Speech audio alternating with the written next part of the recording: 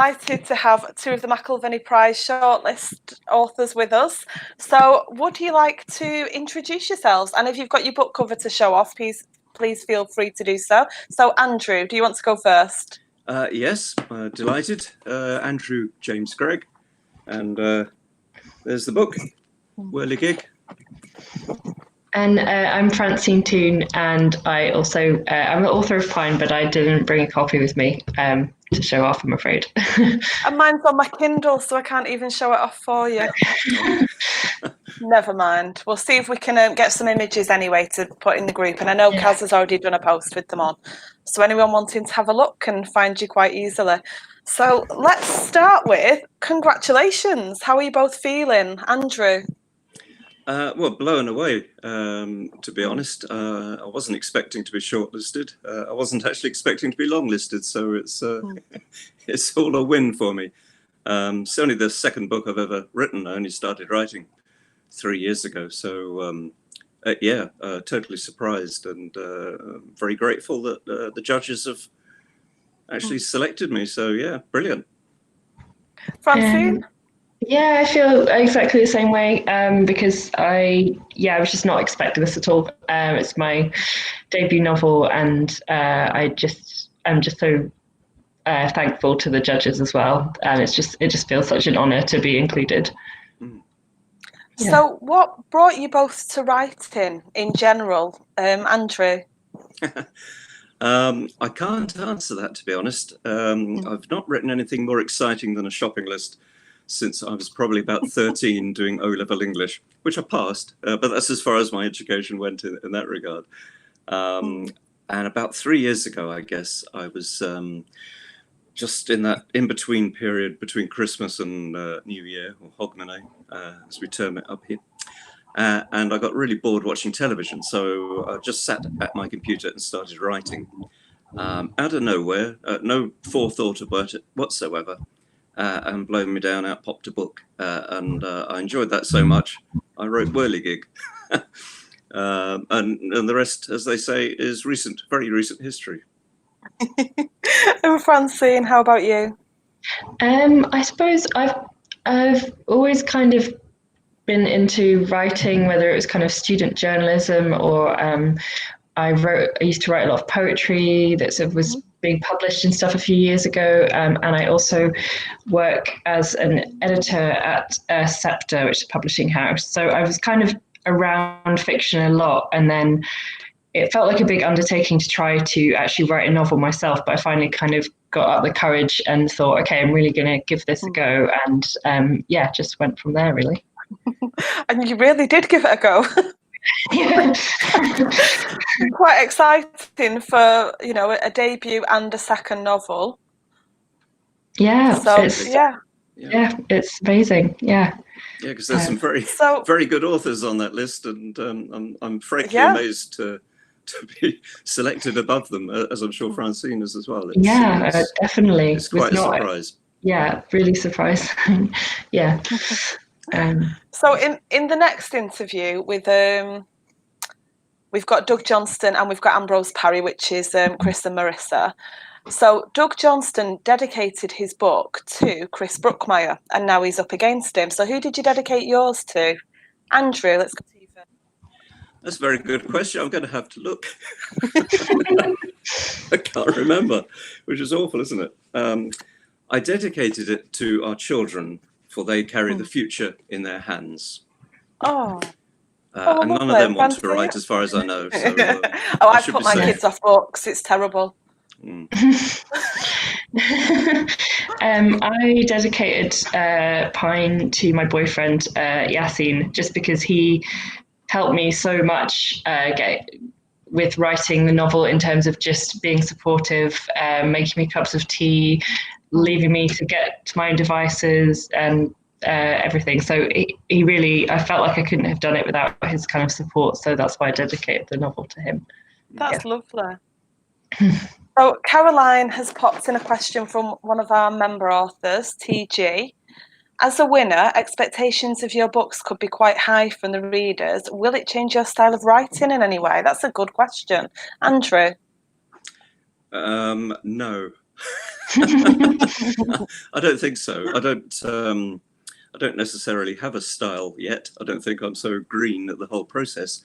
So no, I just carry on as I am. But I'll probably have to enlarge all the doorways in the house so I can walk around easily. And Francie?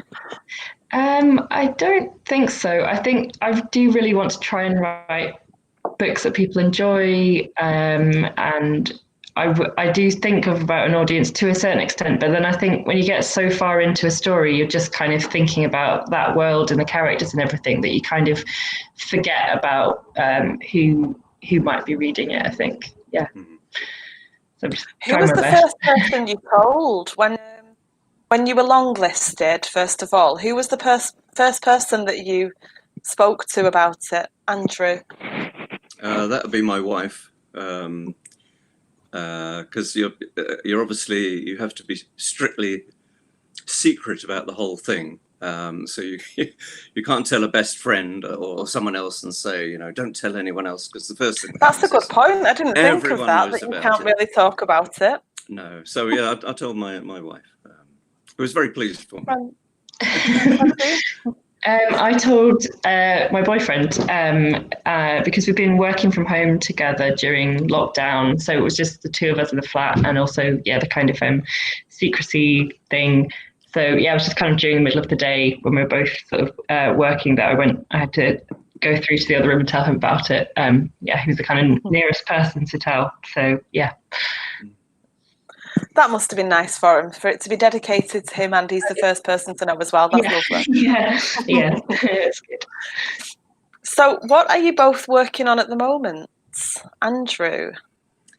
I've got 3 projects on the go, I'm afraid, which is kind of down to lockdown, because the work I do, I work for myself. There isn't any, basically. So I've had lots of spare time in which I've been writing. So I'm doing another detective novel using the same cast of characters, basically. That's fairly well on now. I'm also writing a second book to follow on from the self-published one, which I seem to have designed my own genre for, which is fairy tartan noir. And there's nothing on the shelves. There's no designation on the shelves for fairy tartan noir. So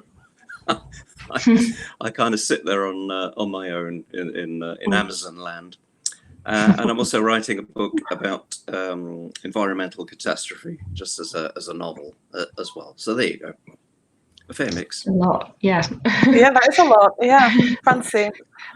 So I have sort of got the initial stages of writing another novel, which it's sort of a bit too hazy at the moment to really talk about too much. I did think it was going to be sort of totally different to Pine in its idea, but then I noticed a lot of similar actual themes coming through that I hadn't really realized. I think that there were things about kind of small communities, sort of coming of age teenage characters, and trying to kind of find this sort of mystery at the center that the novel's going to kind of pivot around and kind of delve into that. But it's broadly about a sort of teenage girl who finishes school and is a bit sort of rudderless and kind of falls in with a group of older students, and sort of gets sort of sucked into their kind of world. So that's sort of the basis of it at the moment.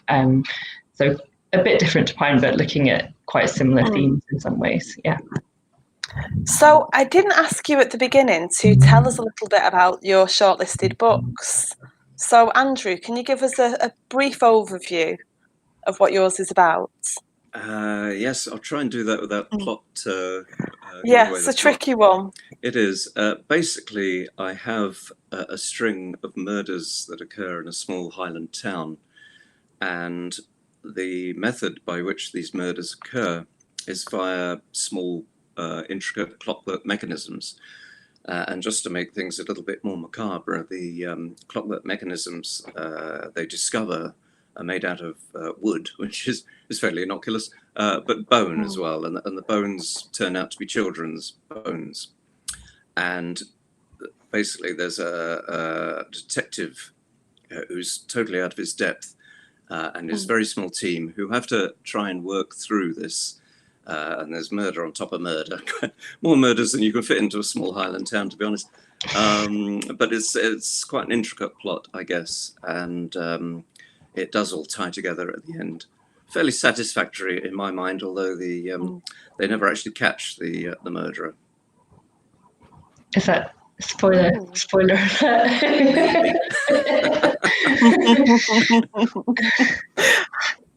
And Francine?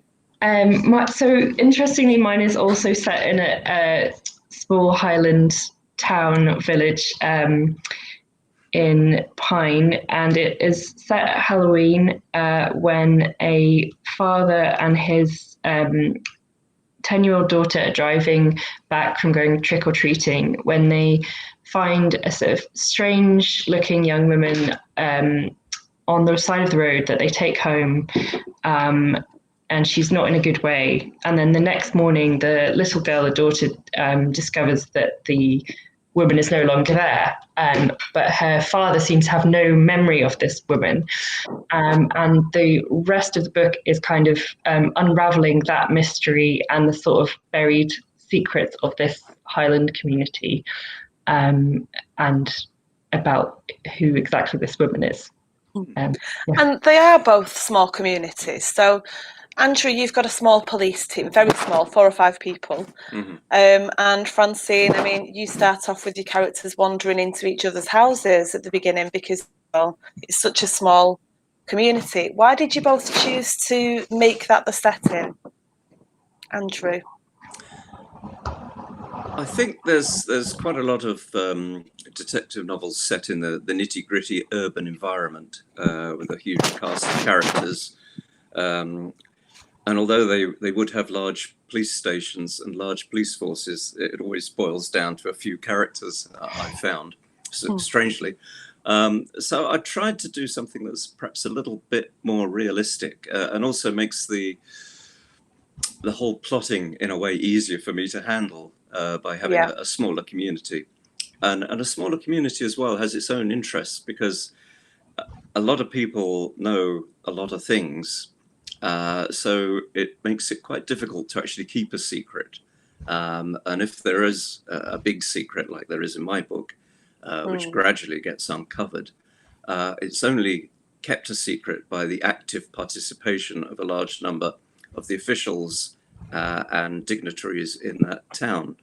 And that played into the plotting quite nicely. So I quite like using small towns. I think I'd probably continue that way. Certainly the next Gustafin book is set in that same environment. Francine?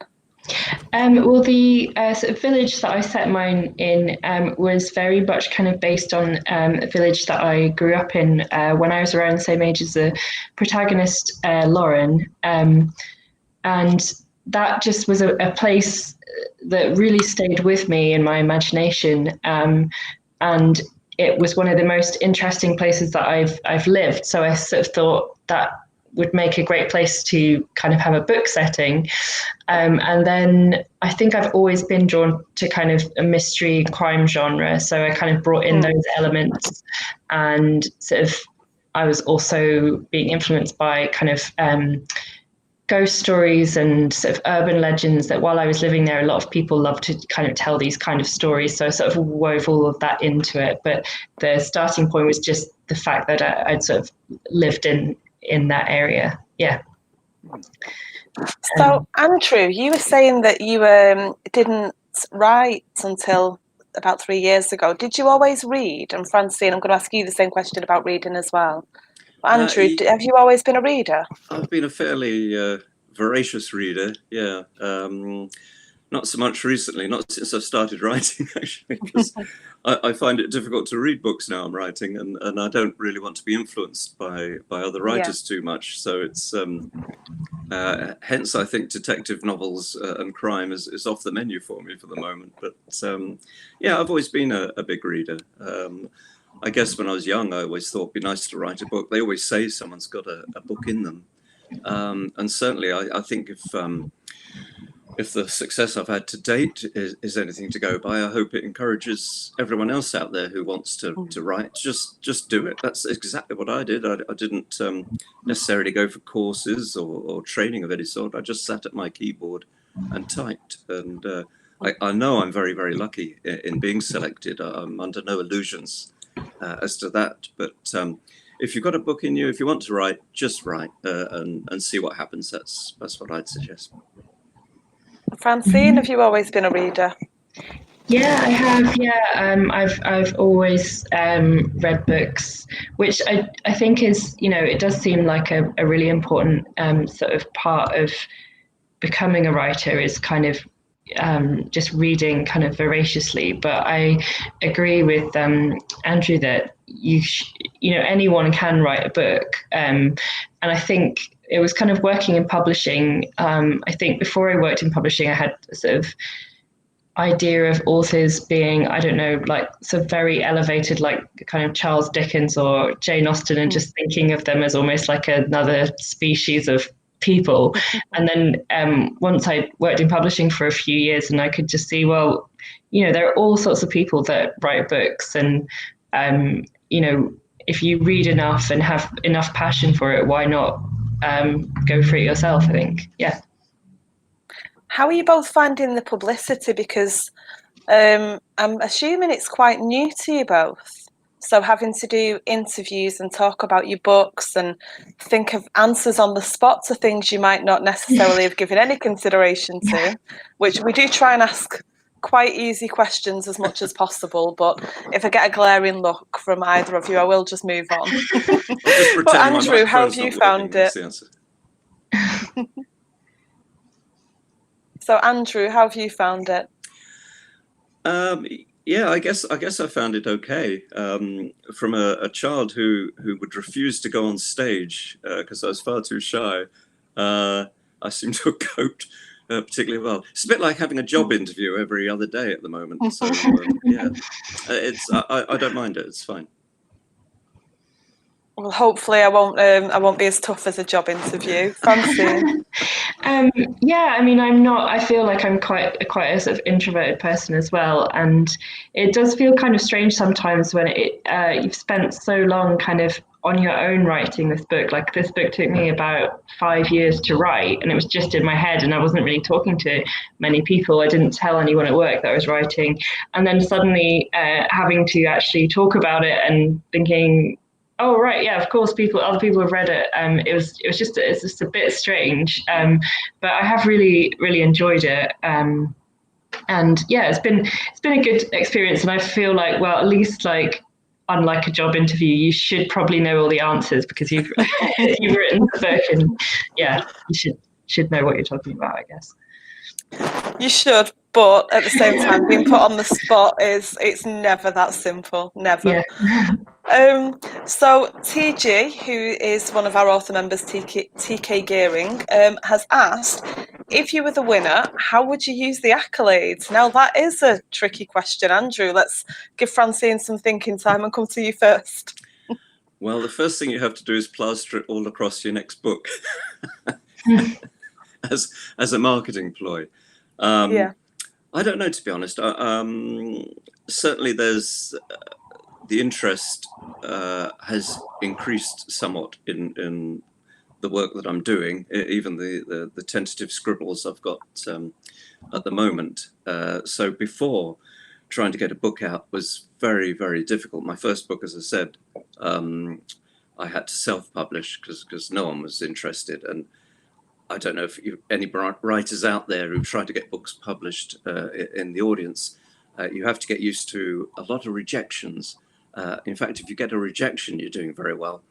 I'm going to say there must be some people kicking themselves at the moment. So yeah, take absolutely. Some joy in that.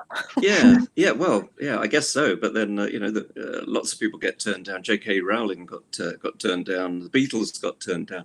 Not that I'm necessarily equating myself to them, but it's such a subjective thing, isn't it? A book, one person likes it, another person hates it. It's there's nothing you can do about that. But I guess that the beauty of actually being shortlisted does mean that my next manuscript, when it lands on people's desks, should at least be read, which is a step up from where I started. So yeah. I would hope it would be, yeah. Fancy.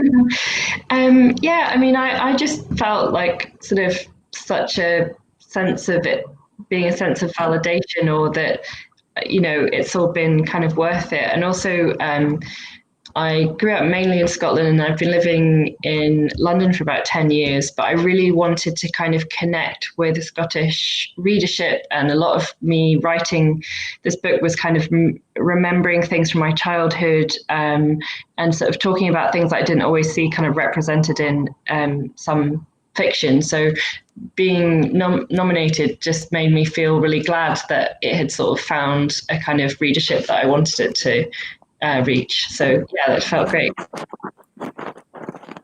So Alexander James Hawley, he's one of our other admins, has said congratulations to all. Caroline Maston wants to know, such intricate plots, what inspired them, and how did you keep all the threads separate as you wrote? That's a good question. Andrew. Okay. That is a good question. The plot really derived from the idea of using clockwork mechanisms. And I'm a bit like Francine in reverse here, because I started in London, then moved up to Scotland. So a lot of my early memories are down in London. And as a young lad, very young lad, I used to go to a lot of jumble sales, and I'd always come back with these clocks. I used to have a thing about clocks. The bigger, the better. In fact, once I came home with an entire church organ, which had to be delivered. So not that my parents were very keen on that, because it was too big for the house. But it was amazing what you could pick up in jumble sales back then, I tell you. So I've always had an interest in clocks. And it just occurred to me, wouldn't this make a great way of killing people? Because you could set it up days, hours, certainly different. Weeks ahead, and tootle off into the distance, and blow me down. It does all its work for you, sort of thing. So that's kind of the mechanism that holds it all together. The plotting of it, I'm going to have to admit something awful here. I don't plot. I think there is one other crime writer, and I might be wrong, but I think it's Anne Cleave, who says something similar, that if she knew exactly how all the bits and pieces of the plot fitted together, she'd lose interest, and it would stop her writing. And I'm very much the same. You know, I kind of write it all, and you get to about halfway and you think, oh God, how on earth does all this tie up?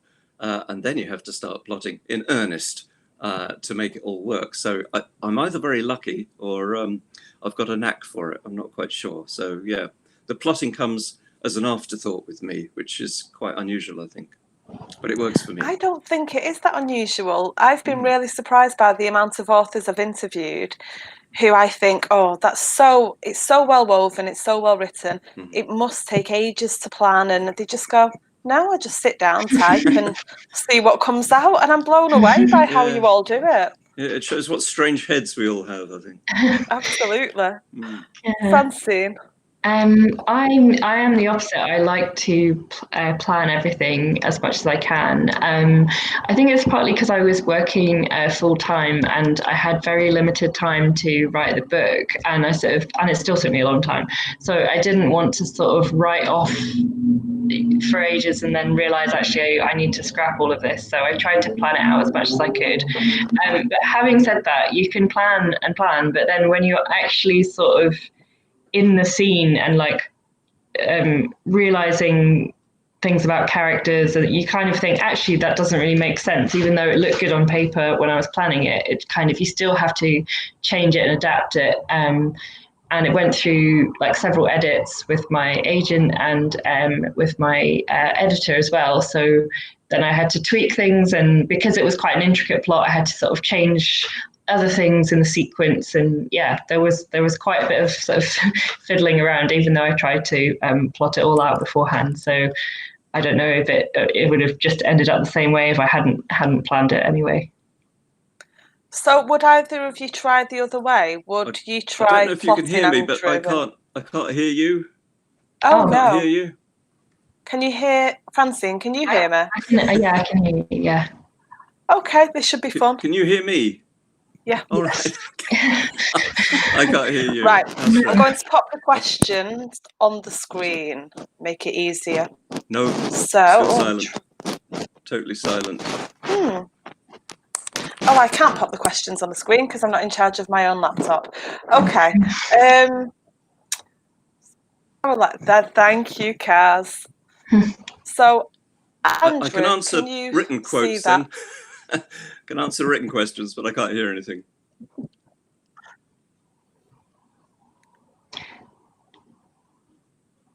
So there's hints of the supernatural in Francine's novel.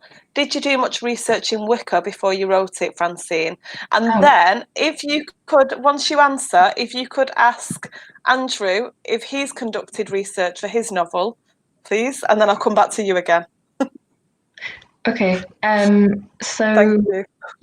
yeah, there are kind of hints of supernatural, and I did do quite a bit of research. It was quite fun. I think, kind of like with Andrew, if you find something like sort of clockwork things or like kind of unusual interests, those kind of really help to sort of like plot and kind of keep your interest while if you lean into the things that you're sort of fascinated by, I'm trying to say, then that really helps. And I found like looking into things like tarot and sort of supernatural sort of culture around like Wicca and witchcraft all really interesting. So I looked into like rituals that had been recorded by like Scottish people in the sort of 1800s that witches were meant to have done then and things like that. So it was a really interesting kind of subject to research. And also the town where I grew up for a while, Dornoch, which is the town that I wrote about, is based on.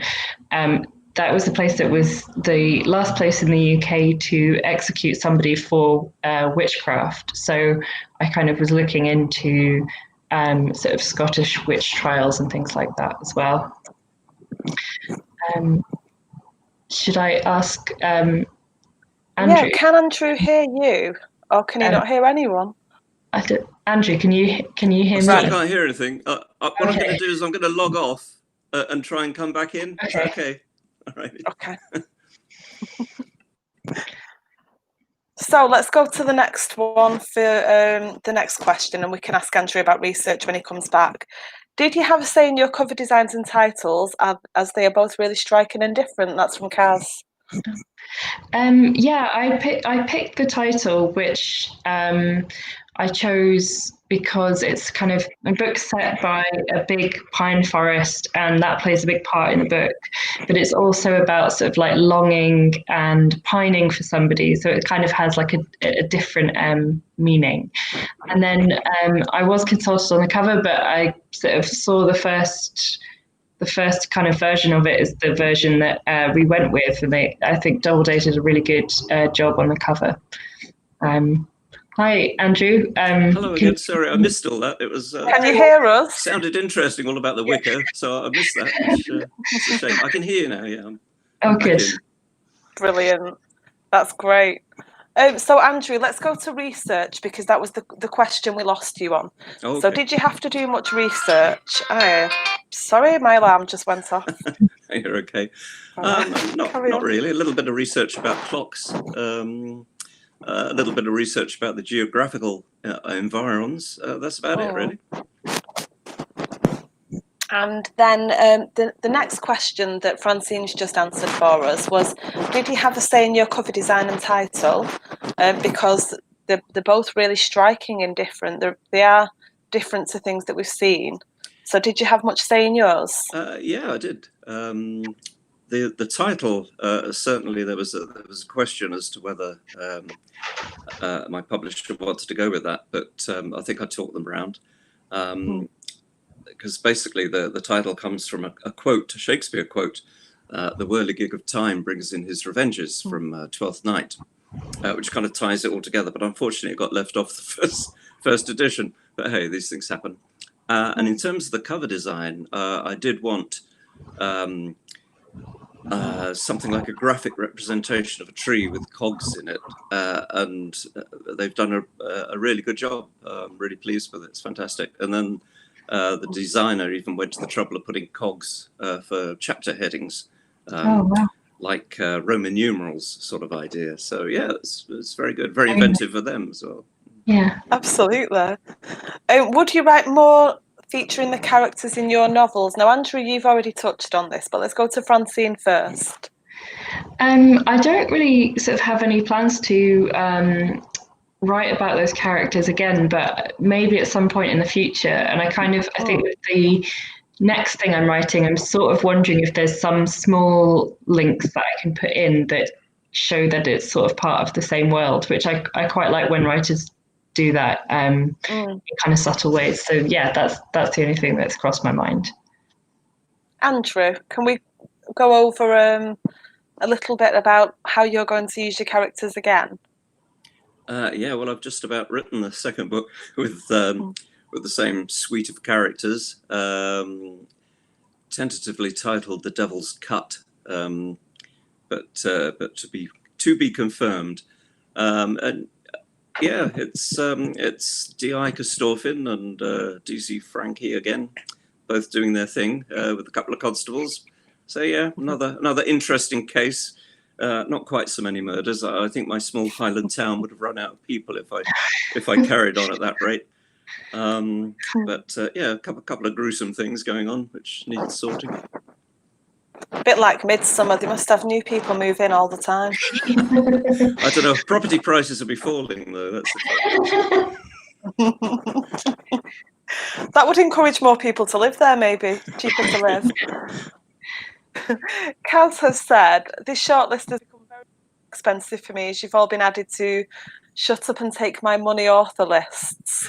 So they're the authors that are, you don't even have to look at the blurb. It's just literally, they've written that, I'll read that because it's them. So who's on your Shut Up and Take My Money lists, Francine? Oh, that's a really good question. I like sort of like a mixture of, I love Ian Rankin's books, and also kind of more like sort of literary authors like Tessa Moshfegh. I definitely buy like whatever she has written, and she sort of blends kind of genre with lots of literary fiction. Yeah, that's it. I just like a really wide range of people, including like Zadie Smith and Barbara Kingsolver, who aren't particularly kind of crimey. So yeah, there's a lot that I could think of. I'm not very good in a bookshop. I just end up spending a lot of money whenever I go in there. Yeah. I know the feeling. Andrew? Yeah, well, there's something very unfortunate about the list of authors that I would buy their books no matter what, because they're all dead. Oh no, that's not a club you want to be in. Hope nothing to do with me. So yeah, Ian Banks, I loved his work. Stieg Larsson, the Millennium Trilogy, of course, loved his work. In realms of people still alive, I guess China Melville or Melville, I'm never quite sure how to pronounce his surname. He did The City and the City, for example, books like that. He's a great author. I love his stuff. But yeah, but I don't really hold to the idea that you just buy someone's books because you love the author necessarily. Even Ian Banks came out with a couple of duds, as far as I'm concerned. Yeah, but I guess, yeah, unless you sit in the bookshop and read the entire book, you're never going to know. So yeah, maybe. I'm trying to think what Ian Banks' books I've got on the shelf behind me, but I can't think, and I don't want to turn around and be rude, so I'll just can't think what they are. Alex Hawley has said, the Mcilvanney Prize has been running for a few years now. Are there any writers in the past or currently who would consider to have inspired either of you? So Francine, any previous authors that you've enjoyed from the list? Oh, that's a good question, because I'm not sure I can remember everyone who has been on the list, but I really do love Val McDermott's writing. Yeah, she's a brilliant author. So just kind of, yeah, off the top of my head, that's, oh, and Claire Askew as well. I really like her writing. Yeah, Alex is actually interviewing Claire Askew tomorrow evening from 7 till 8. So yeah, brilliant. I get to sit and be background technical host for that one. So I'm looking forward to it. Andrew, how about you? I'm probably going to upset a lot of crime fans because I've not actually read many crime books. My connection with crime is very strange, actually. When the Bloody Scotland Festival first moved to Stirling, I was called in to supply the microphones and the lighting and the staging and all that sort of stuff through my business.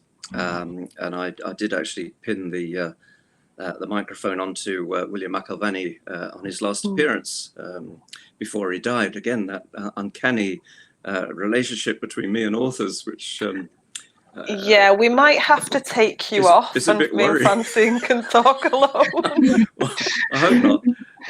But in terms of ones that are still kicking about, Ian Rankin, I quite I enjoy his books, and Peter May more so because I really love the geographical locations he tends to put his books in.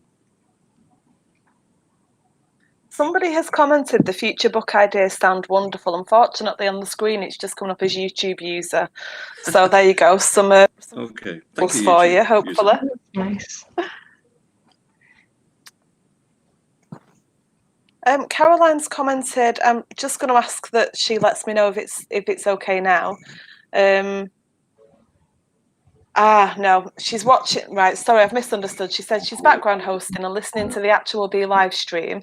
So the one on Facebook just has people's faces moving with no sound and a slight lag, and it's a bit odd. So pick one or the other, Caroline. Be sensible. Follow that. If you win the award, have you picked out a spot to display the physical award? Front window, favourite spot on the bookcase, and that's from Phil Jordan. Hi, Phil. So, Francine, have you picked somewhere where you'd put it? No, I haven't thought that far ahead. I'm just really grateful to be shortlisted, to be honest. I feel very lucky as a debut writer, so I'm not kind of holding my breath for a win. I think that's a bridge I'd have to cross if I was so lucky to win. Yeah. Andrew. Similar as well. It's no false modesty. I never thought I'd get this far. If I'm given the award, which is extremely unlikely, but if I am given the award, I'd probably drop it straight away. So there's no need to display it anywhere. That's probably ruled me out now, but there you go. The first Mosaic Award in history. So, do your characters take over your writing? That's from TG. So, I always find it fascinating when authors say the characters are just in the head and take off. And we had Rob Ashman was telling us a story about how his characters just come into his head and take over everything. So, Francine, who's in control? Well, I like to think that I'm in control. I sort of try to be in control by planning everything out and writing about these characters. But then that question kind of made me remember that the father character in the book, Neil, started off as being a very kind of overtly kind of sinister character. But then as I spent a lot of time with him, writing him as a character, I kind of really kind of warmed to him. And then he started to become, this really nice person, a really nice father that just didn't really feel kind of suitable for the kind of book that I was writing.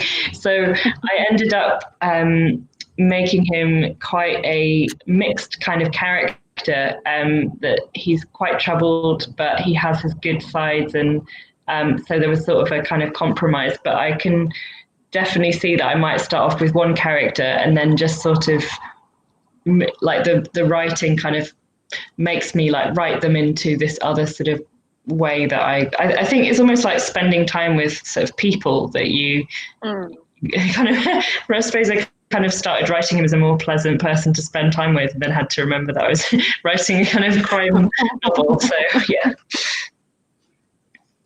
Andrew.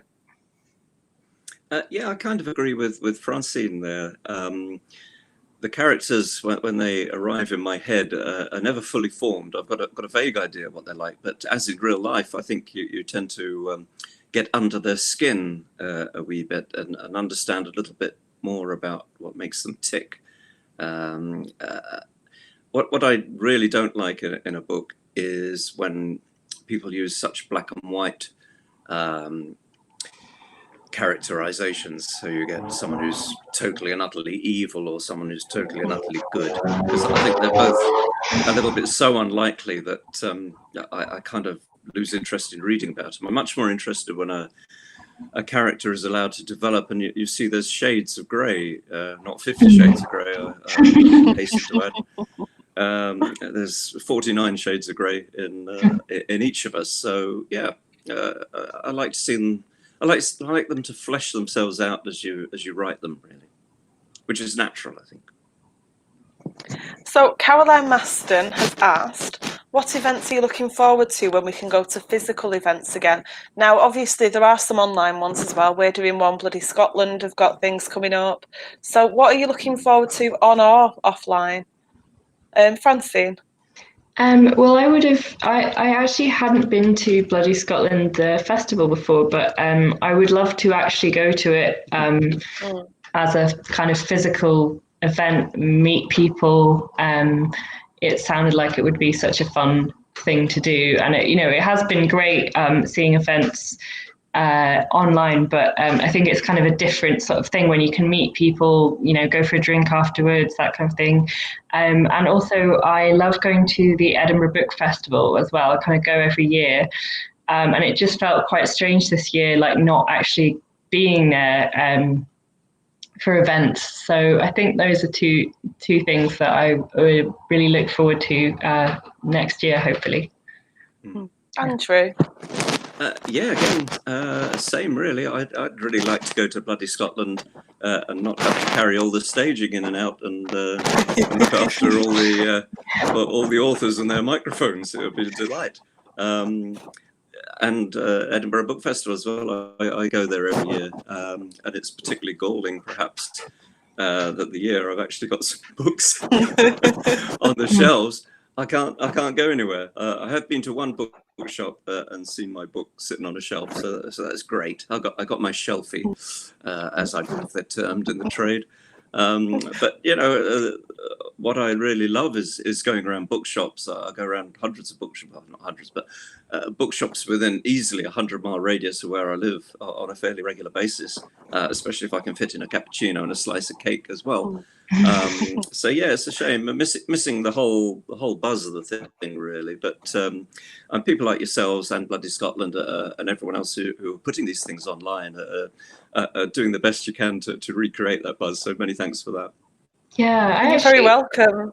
I do really enjoy online events as well. Like I will frequently tune into things on YouTube or Instagram, and I've really enjoyed that sort of, I guess, community or culture that's kind of popped up now because we've been sort of forced to do it. But it's really nice actually to spend an evening like watching an event online, I think.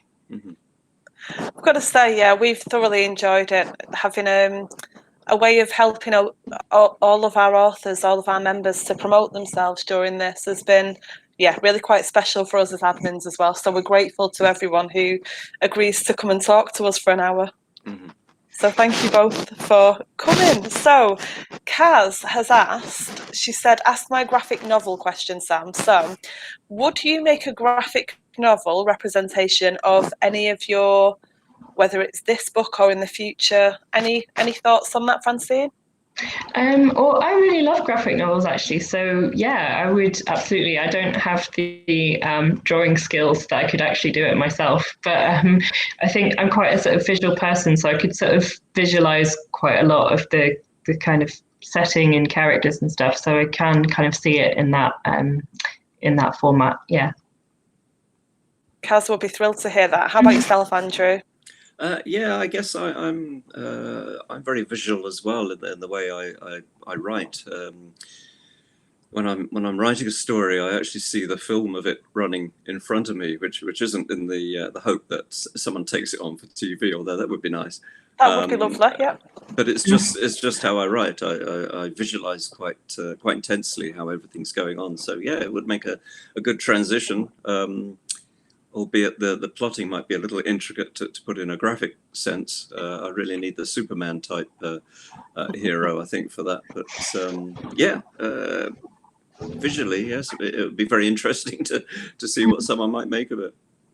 Now, one of my favourite questions to ask is about your most memorable moments as an author. Well, we're discussing one of them with the prizes, but is there anything else that stood out for you, Francine? Well, it's kind of a personal thing.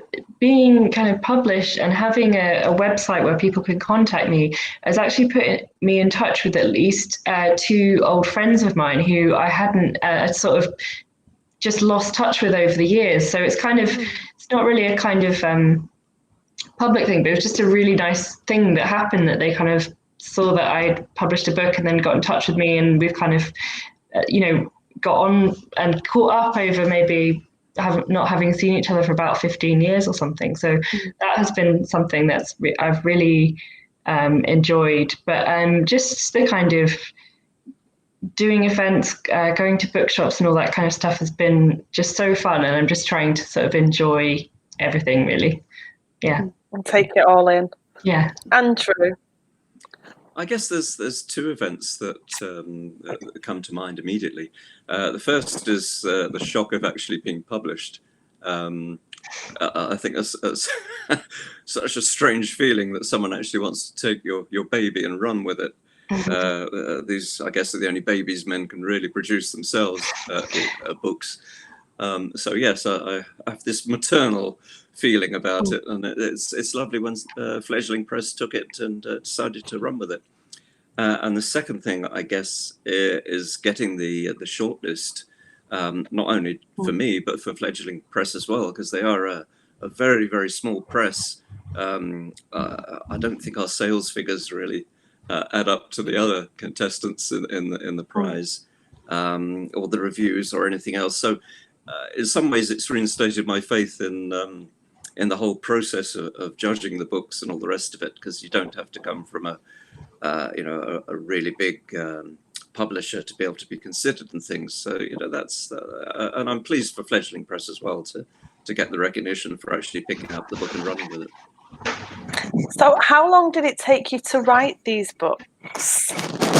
Francine, let's start with you again. It took me about 5 years to write, but I wasn't continuously writing. I was very much off and on when I had some time and then not, so sort of drawn out. And then in the kind of last year or so, I actually had like a small spare room where I could actually write rather than I would be just sitting on my bed with my laptop writing.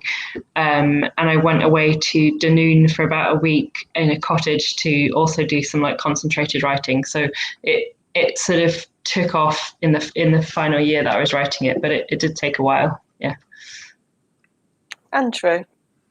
Well, I've been writing 3 years and I've got one book out already, so it didn't actually take me very long. I guess it took about, I don't know, 7, 8, well, probably 9 months actually getting back to the baby idea.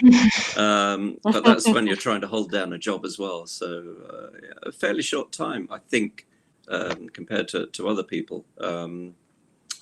But, everyone's different. I tend to, when I'm writing, I tend to just fire it all out without really worrying about how good or how bad it is. And then afterwards, I read it back, especially if I've had a chance to wait a bit and think, my God, that's awful. And then I can kind of tidy it up a wee bit. But yeah, I think I tend to be fairly fast. 9 months sounds fast, yeah. What do you both think it is about Scotland that has generated such a rich history of crime and thriller literature? I definitely think something's to be said for atmosphere, but what do you think, Francine? It's good. It's a really good question. Yeah, that's why I felt so honoured to be on this shortlist, because there's just there are so many Scottish crime writers that it seems like, it's really hard to kind of stand out. I've been asked as well about sort of the Gothic element, and I think sort of, which I hadn't quite realised, growing up in Scotland, there's a lot of sort of Gothic architecture. You get in the winter, it gets dark very quickly, and people love to tell these sort of ghost stories or kind of strange stories of things that happen. So that definitely all kind of fed into my writing. And then I wonder if crime is somehow linked to that as well, in the same way that there's so much crime writing in Scandinavia. There's something to do with that sort of cold, dark climate that people want to sort of turn to that kind of story. And also I think just the tradition of, modern tradition of, there are so many Scottish crime writers that you might be reading them yourself and then be kind of inspired to write as well. Andrew? Well, definitely the landscape has an impact, I think, because it's such a magnificent landscape. That is one of the things that inspires me to write, I think. But I think Francine hits upon an interesting point about the further north you go, the more maybe the nights are longer, it gets darker, because crime seems to get darker the further north you go. And indeed, you go to read some of the Icelandic noir or whatever, it's getting fairly serious stuff. And a lot darker than perhaps you'd get in, I don't know, Midsummer Murders or something or other, with your man driving around in his old Jag. It's all a bit Marple-esque, isn't it? Which is fine. There's a place for that, but it does seem to get darker the further north you go. And I think also the nations going further north, they have this sort of storytelling thing going through their veins, and maybe in some way that gets passed on as well. I don't know. Probably a thesis in it for someone. We are rapidly running out of time. I've got a couple more questions, and then we're going to leave so that Caroline can come in and host the other half. So Alex Hawley has asked, given the success of your book, Andrew, do you know when the audiobook will become available? So I assume, Francine, is yours already available on audio? It is, yeah, it is. It is, yeah. So, Andrew? Well, that's a good question. Because Fledgling are a small publisher, they don't do audiobooks as such. So I did make a start on it myself, because I think, Francine, you spoke yours, did you? Am I right? I didn't know. There was another reader. I must do my research. So I did start, but I wasn't sure my voice was right for the book. So it's there is a rights agent out there at the moment trying to sell audio rights, but who knows? If he doesn't have any success, then I'll end up doing it myself. You can ring Alex and read it out to him. Be fine. So, Alex, if you've got anyone you'd like to suggest for reading, got any contacts for Andrew, then let us know. Absolutely. So, just give us a final recap of your book before Caroline boots us out, Francine. So yeah, my book is a kind of dark Gothic literary thriller that is set in the Highlands of Scotland, and it is crime with a bit of supernatural. That's how I describe it. Andrew? Well, yeah, mine's a fairly noir Scottish crime set in Fort William, although it's a very fictionalised Fort William. When I was 18, I hitched up from Wales and got a job with the Forestry Commission there, and I think that's stayed with me. Certainly, in terms of the landscape, if nothing else. So yeah, it's an intricate set of murders, all involving clockwork mechanisms and a dark secret that's has been buried in the town for a long time, which comes to the surface. Well, thank you both so much for joining me tonight. Thank you very much for having us. I'll be rooting for you, and hopefully we'll have you back soon for your second books and third Love books. to, So by all means. Further interviews. Thank you very much. Thank you so much. Okay. Thank Bye you. now. Bye.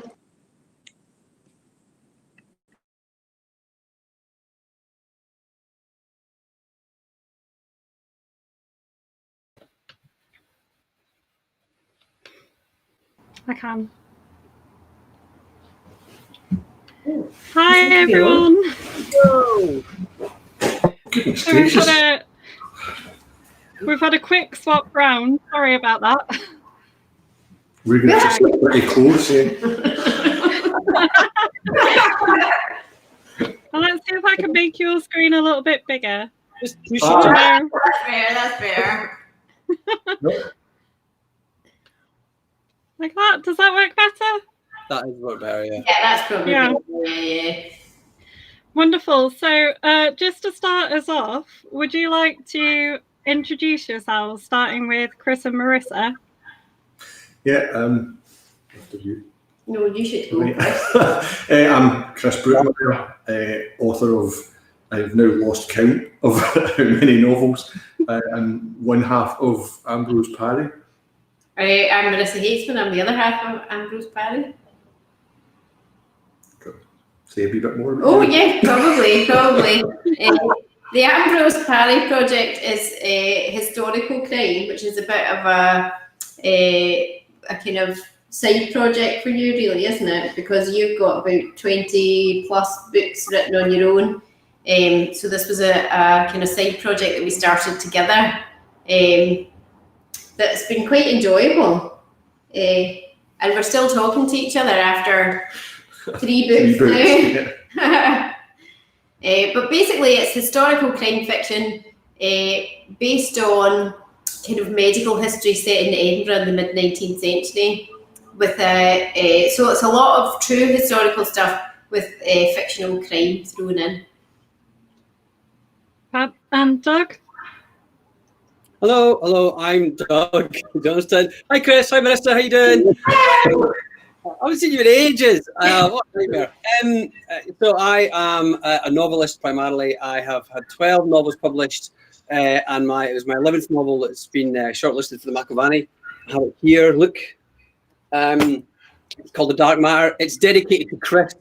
That's how incestuous the Scottish writing is. So it's my first book that is not a standalone. It's the start of a trilogy, at least, maybe a longer series. And it's about 3 generations of women from the same family who have to start running a funeral directors and a private investigators when the patriarch of their family dies. That's your elevator pitch right there. Wow. So I've read both books. I cheated a little bit, Chris and Marissa, with yours and started with the first one. But they were both excellent. And I'm going to ask you some of the questions that we got straight away from the others. And that was one of our author members wanted to know, if you won the Mcilvanney Prize, how would you use the accolade? You mean the actual trophy? Yeah, or just the fact that you were a winner, how would you use that? How would you use it? Slap it all over the cover of the book for one thing.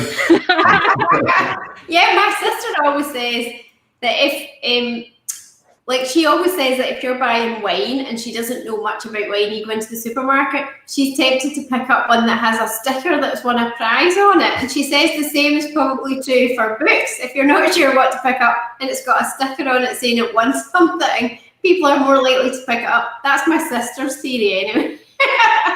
So the prize it's not really something that's going to get you a better table in a restaurant, is it? And go, oh yeah, I don't want to sit next to the toilets. I'm a Mcilvanney Prize winner. That's not really going to make a difference. But yeah, I mean, if any of us win it, our publishers will be absolutely champing at the bit to put that on the front cover for all eternity on every book, probably, whether they're like nominated or not.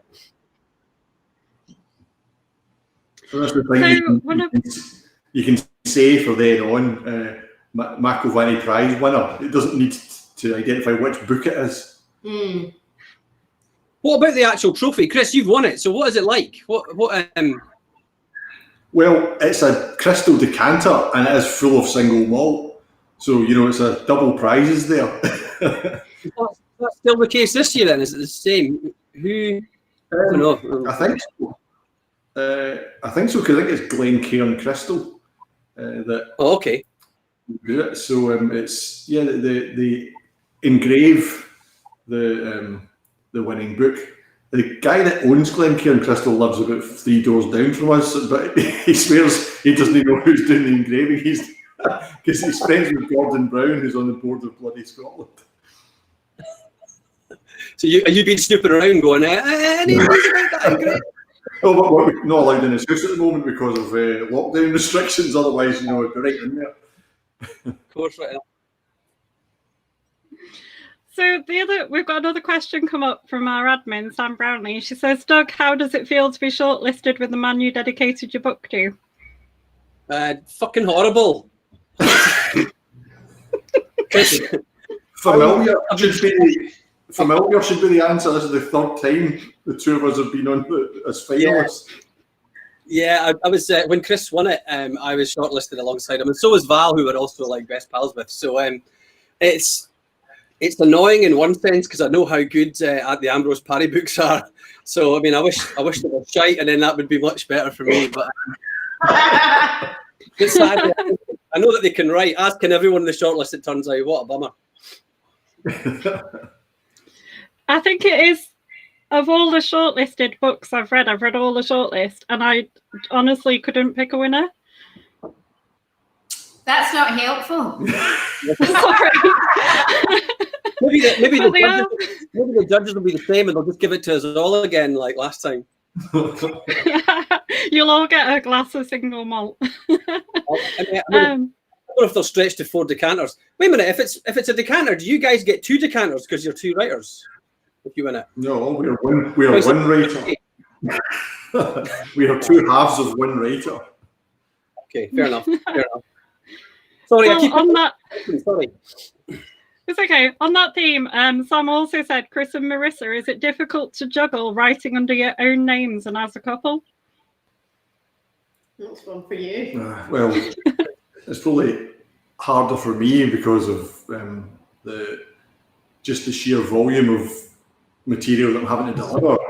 I finished a book just a few weeks into lockdown back in sort of March, April, and there was really no time to, you know, I wasn't binging Netflix or, you know, looking for ways to fill the day because it was straight on with the new Ambrose, and so we were almost finished it. We could have pretty much finished the writing and we just need to polish it up before submitting it, but it's just non-stop. So I'm delivering a book every 9 months approximately over the past few years. So I think that part's hard for me, but Marissa is a bit of a workaholic, so she doesn't like the fact that there's a period when I'm working on my own book and she doesn't have the Ambrose book underway. So she, I think, finds it hard to wait. To be waiting. Yes, to wait. I mean, I do a lot of kind of research and background reading while Chris is writing on his own book, but he doesn't write fast enough for me, which is so I think I'm a total annoyance, to be honest. And he always knows I'm hovering about in the background, you know, like hurry up. So I think if he could get rid of me for a wee while, that would be nice. While he was writing his own book, you know, send me off somewhere, give him peace. But what he does say is when he's finished his own novel and starts working with me, it's quite helpful to have help, to have someone who's thought about the book beforehand, so he's not starting from scratch every time. So it's got pros and cons, I think, doesn't it?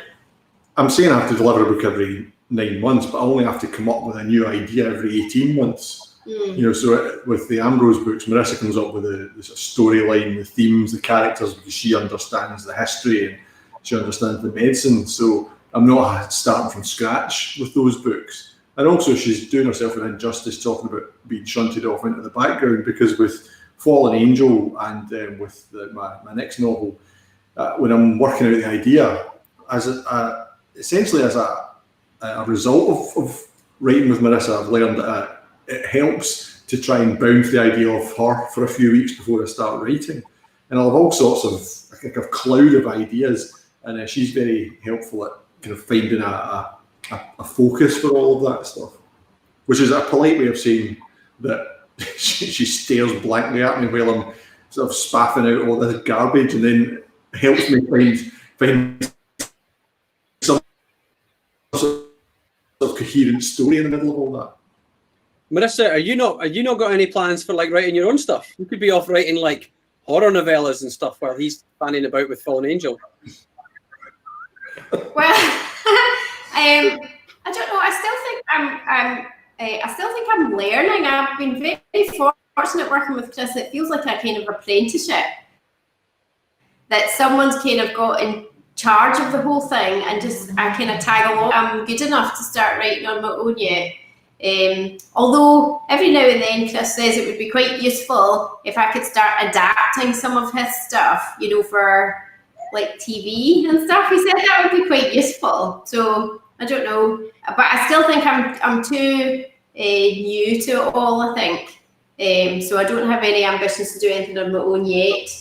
I think she's working up to it, and also we realise that a lot of things that people have tried to adapt, or they've bought the option on my books, and then they come back after 18 months and say we couldn't find a writer, and so we thought maybe actually if Marissa starts working on adaptation, then we've got an in-house writer, somebody I'd be able to cooperate with. So that's another project for the future. Cool. So Alex Hawley, who you've both met, apart from Marissa, says he's loving the way the interview has been done. What have the authors on the panel learnt from the previous two? Sorry, I missed that question. What was it? He says, what have the authors on this panel learnt from the previous two? Previous two what? Authors. So we had Francine and Andrew on. I think you missed it. I think Chris and Marissa got to listen in to about 5 minutes or so. I caught the last bit as well. You're always learning, aren't you, from like other writers? Like every book you learn, every book you read, you're learning something from. Whatever it is, it's a kind of it's sort of annoying that when you start writing, I think you think at some point you're going to get it all figured out, and of course you never do, because it seems like at the start of every book that you're kind of almost back to where you were, which is just super annoying. Well, Mark Miller sometimes says, or often when we talk to him, he says that he embraces mediocrity. He quite likes it if he's watching something or reading something that isn't very good, because he thinks it's very empowering. You're less critical of yourself after that. You can say, you know what, I should just crack on with that idea I've had, because this is, it's better than that thing I've just read. So you can actually even learn from duff material as well. But what's interesting is that you kind of think that as writers, I mean, if we had any sort of competitive bones in our body, if we read a brilliant book, it should really piss us off. We should really be like really angry about it. As if to say, we read that something brilliant, you go, oh, that's a brilliant idea. How did they come up with that? Or the execution of that is amazing. But it doesn't work like that, actually. A little part of you does think that, but overall, you're just kind of in awe of going, oh, that was genius. And you try and work out how they did what they did, and you can try and deconstruct it, or you just sit back and go, that's a bloody good book, because we all start as readers first, before we're writers. So we all enjoy that same thrill of like coming across something that we totally admire. Mm-hmm. Mm-hmm. Yeah, I think that there isn't a danger, there's not a problem of you looking at the craft of somebody and it taking you out of the story. You actually appreciate it all the more. There's times when I remember actually when I just read A Dark Matter, and St. Doug, it was at the launch of the Edinburgh Book Festival programme, and I was complimenting on the fact that there's a fairly crucial event that happens at bang on 50%. I was reading it on my Kindle, so structurally it's absolutely perfect. And so there's these wee things you really appreciate them when you encounter them, because you're wrestling with these things yourself all the time. You're thinking, the first act of this new book you're writing might seem a bit slow, and then you see someone who's absolutely cracked the structure of a novel. So I think you're always trying to raise your game because you've read something that was good. But as I was saying, the other side is if you can read something terrible sometimes, then that can be quite encouraging too. So someone here said, Doug, the women characterizations are fantastic. How much research went into your characters? And I think that's the same for both of you, because I felt in the Ambrose Parry book, the characters like Raven really speak to you. Yeah, well, in terms of this, I mean, I guess it's not really a matter of researching characters as much. I mean, there are elements of what they do. In this case, I mean, all of them are involved in the funeral industry, and I obviously did a lot of research on that. I was a writer in residence at funeral directors. But in terms of the actual characterization, it's just a matter of, I think it's kind of like trying to think of things that would be unusual. I think it's good to try and subvert stereotypes. Like, because Dorothy, for example, in the book is a 70-year-old woman who is now in charge of the funeral directors.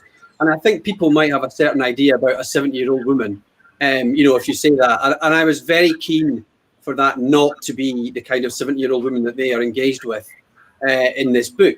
And the same goes for the other characters as well. I mean, it's just a matter of finding the small details for each of them that might make them seem a little bit more realistic or come to life. Like, and a lot of that is my own experience. Jenny is the closest to my age, so that was relatively easy to write for me. Dorothy is a drummer, and I'm a drummer, so I used that experience. And Hannah's a physics student, and I've done that in the past as well. So I was basically cribbing from my own life, left, right, and centre, and just shove it into these people to try and make them more interesting, more believable and rounded. And what about you, Chris and Marissa, with your characters?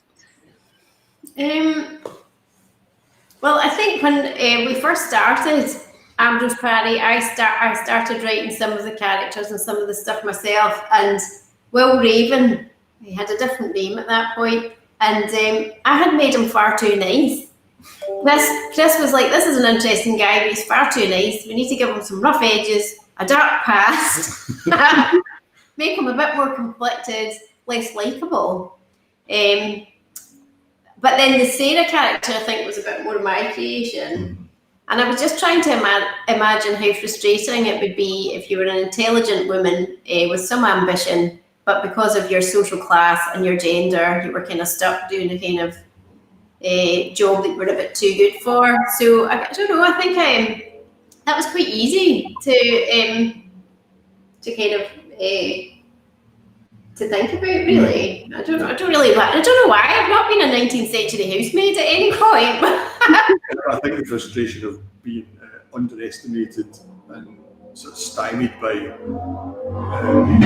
the male establishment in medicine may have played a part. Yeah, I think that's probably it. Yeah. Mm-hmm. And in terms of Raven as well, when Marissa came up with the character initially, it was that because we were writing about James Young Simpson, who was this remarkable figure, and it's quite hard to identify with someone who's ingenious. So we didn't want to make him the centre of the story. He wasn't going to be the protagonist. We wanted it to be about people around him.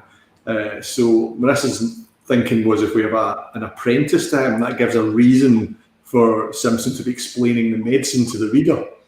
He's explaining the techniques and procedures to his apprentice, and that way the reader has a route into finding out about these themes and about the medicine of the time. So yeah, we made him an apprentice. Marissa made him, as she says, a wee bit nicer than I made him. I decided he was going to be a wee bit more. I think the term, he's got a kind of the imp of the perverse about him. A perverse appetite for mayhem is the phrase that keeps coming up. There's nothing wrong with one of those. So one of the questions that came in is, are you plotters or pantsers? And does that change when you write as a team?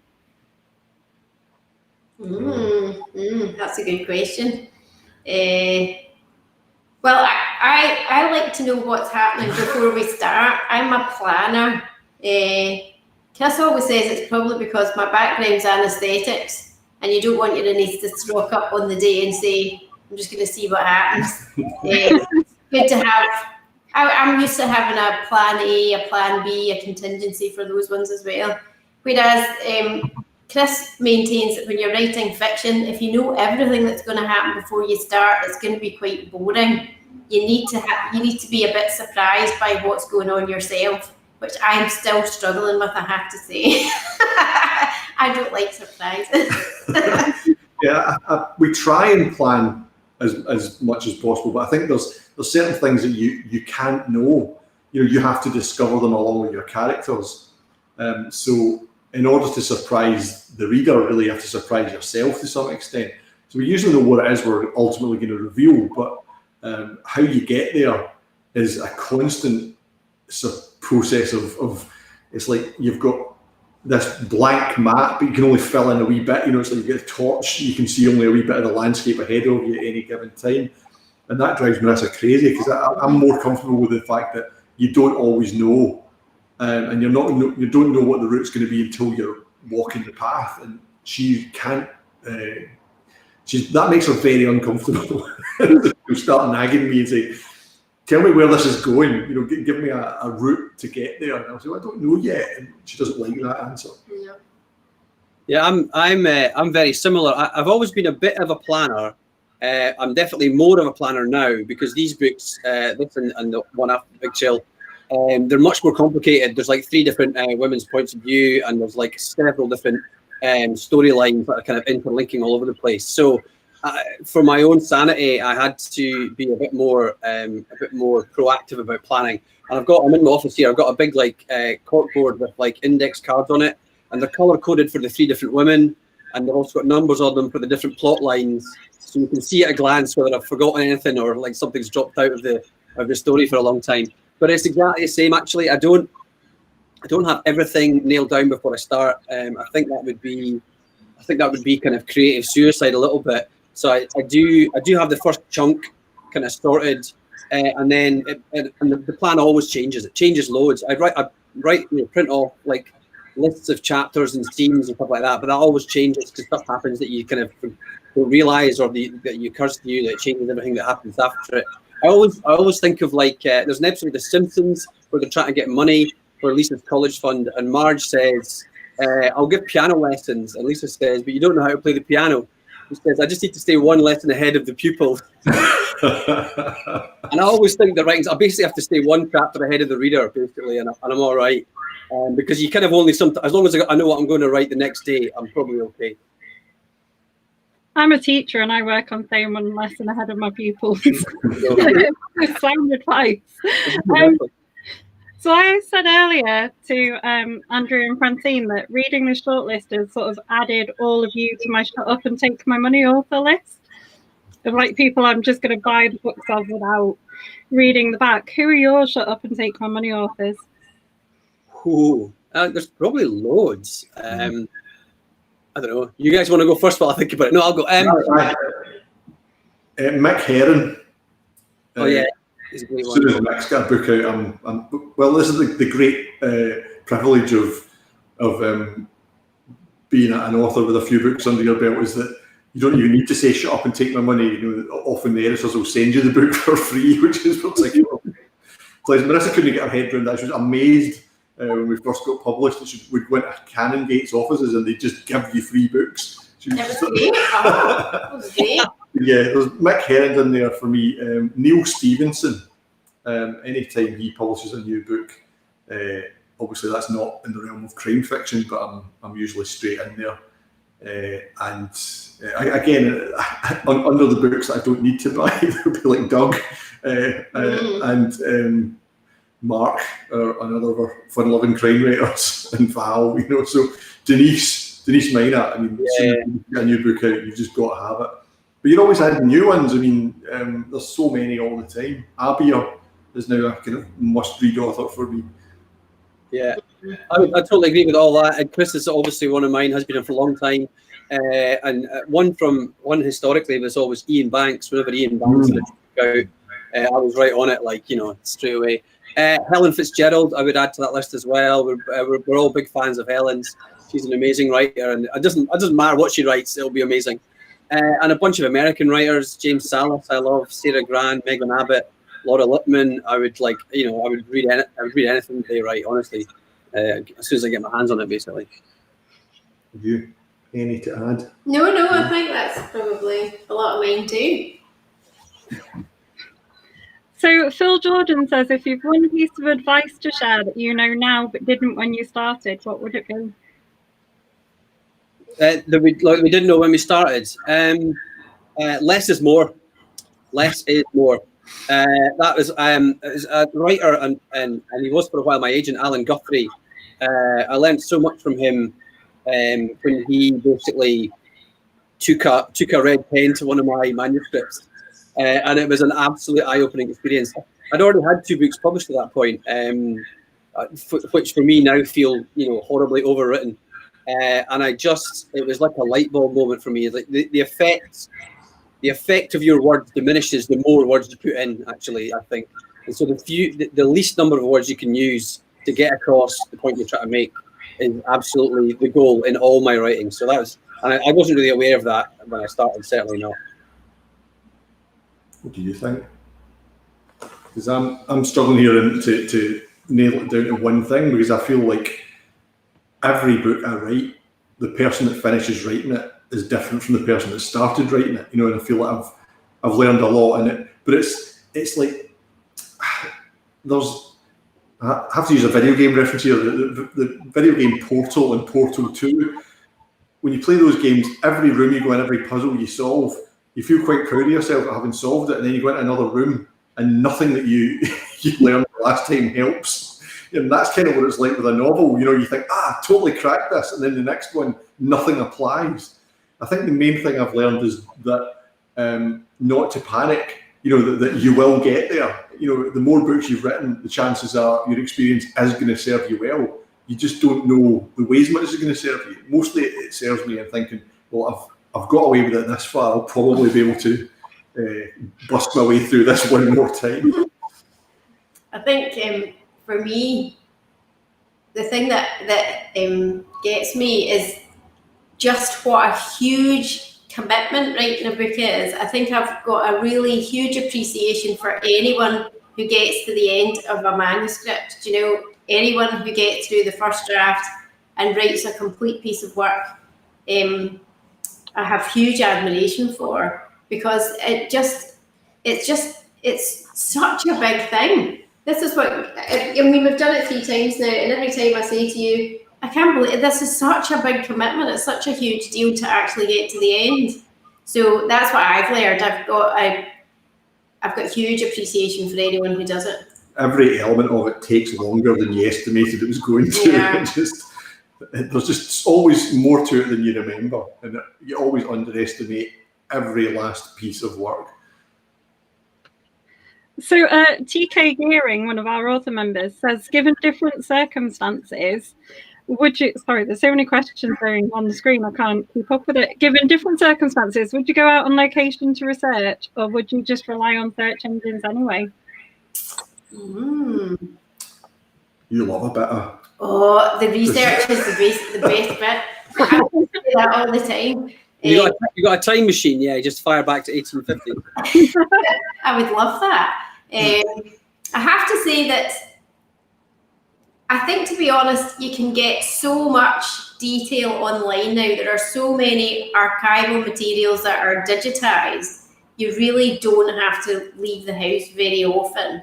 But when you do get the chance to go, because we're not that far from Edinburgh, the fact that you can go and visit places and walk around is fantastic. And I wish we could do a wee bit more of that. But, because time is a bit pressing, you maybe don't do that quite as much. Well, the other great thing is Edinburgh is a city that hasn't changed that much. The streets you're talking about, the buildings you're talking about in the Ambrose Parry novels look the same. They're all still there. The layout of the city is much the same. So you can wander around it. You can go and see the locations that you're planning to write about physically. And that just gives you a wee boost, a wee sense of atmosphere about it. We love the chance to go wandering around things like the Anatomy Museum in Edinburgh, and they've got the Anatomy Lecture Theatre in there. These places just give you a fantastic sense of of what it must have been like at the time. But, you know, they're no substitute for just eventually you have to step back, no matter how much research you've got, no matter how much time you might even have on your hands, you've just got to tell a story and don't get, you know, that paralysis of where you can't detach from the research to actually write the book. Yeah. No, I definitely, I totally agree. I tend to go places. I don't think I've ever written about anywhere where I haven't been. So I would always try and go somewhere. Like some of the early books, one was set in Orkney and one was set in Islay and one was in the north of Scotland, and I'd visited these places umpteen times. I don't sort of walk around with a notebook studiously, you know, taking notes, but, you know, I just sort of soaking up the atmosphere a little bit, sort of getting a feel, because there's always something when you're in a place that doesn't, it's very different from stuff you can maybe learn online. So for these books, you know, it just meant a lot of skulking around in cemeteries and graveyards, looking suspicious, which was fine. But yeah, I mean, I know Edinburgh pretty well, and these kind of books are a sort of deliberate attempt for me, because I'd written books set in Edinburgh before, and they always tend to be quite sort of small geographically, like quite deliberately claustrophobic, like one only set in Portobello, one mostly only set in Craigmillar and things like that. So these books were a kind of deliberate attempt, because of the situation. They can do funerals and cases that take them all over the city and beyond. So I wanted to look at different aspects of the city, I think, for these ones. So it forced me to go and actually go to places that I maybe hadn't been for a long time, just to sort of remind myself what they're like. But yeah, I always think, I mean, everyone works different ways, of course, and people are quite happy to do research online, but there's something about actually being in a place that does lend a sort of an air of veracity to what you're writing, I think. And Chris and Marissa are absolutely right about, you know, you have to stop at some point doing research, and then the worst thing is if you try and shove all that research into the book. And we've all read books that do that, where it's like, I've learned something, so you bloody are going to have to learn it now as well. And but I think the important thing is to kind of just put it on the back burner and let it sort of infuse what you're writing, I think. I think it's great if you just kind of absorb a place and then write about it. I mean, I was early in my last novel, I was in Paris, and I'd a kind of a morning to spend doing nothing but wander, and I just walked around and took notes sort of in my phone, just about the things I was seeing that were different to what I'd expect to see in the street at home, and they weren't going to be important to the plot, but there was just wee details like the smell of certain shops, or the things that you'd pass a shop that was just a window full of old sewing machines and things like that, you know. So it just felt, these are wee details you're not going to pick up, and they help give you a wee sense of place. But you also, so much of what you can do, you know, through Google Street View if you're just trying to find out locations, but you can get found out with that. When I wrote Dead Girl Walking, some of that took place on Islay. I hadn't been to Islay, but I looked on sort of Google Street View, I looked on Google Satellite View, and I had somebody running a boat charter business out of Port Charlotte.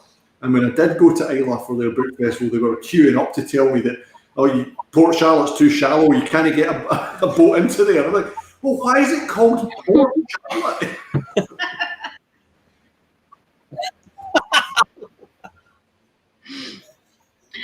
Alex says, on the subject of video games, you know, Chris, you helped write one.